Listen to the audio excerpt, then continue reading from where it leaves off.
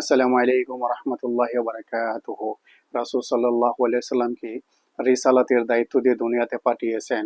রিসালাত শব্দের অর্থ হইল বার্তা পৌঁছানো, অর্থাৎ আল্লাহর বিধানকে মানব জাতির কাছে পৌঁছে দেয়া হলো রাসূল সাল্লাল্লাহু আলাইহি সাল্লামের দায়িত্ব।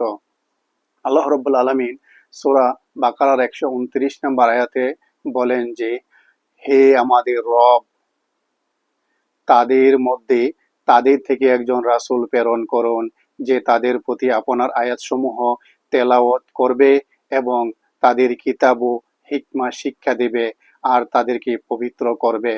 নিশ্চয়ই আপনি অর্থাৎ আল্লাহ রাব্বুল আলামিন পরাক্রমশালী ও প্রজ্ঞাময়।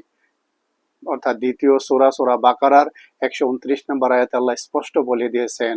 তাই কোরআন এবং হাদিস আমাদের কাছে যাই পৌঁছবে, আমরা অবশ্যই তা অন্যের কাছে প্রচার করব। আল্লাহ রাব্বুল আলামিন আমাদেরকে খলিফা হিসেবে দুনিয়াতে পাঠিয়েছেন এবং নবী রাসূলগণের নবুয়ত বন্ধ হয়েছে। আমাদের মাধ্যমে একে অন্যকে হাদিস এবং কোরআনের আয়াত শিক্ষা দিতে হবে। তাই অবশ্যই আমরা কোরআন নিজে শিখব, অন্যকে শিক্ষা দেব, হাদিস শিখব, অন্যকে শিক্ষা দেব, অন্যর কাছে দাওয়াত পৌঁছে দেব। বারাকনা চ্যানেলটি ভালো লাগলে সাবস্ক্রাইব করুন আর শেয়ার করুন, লাইক দিন।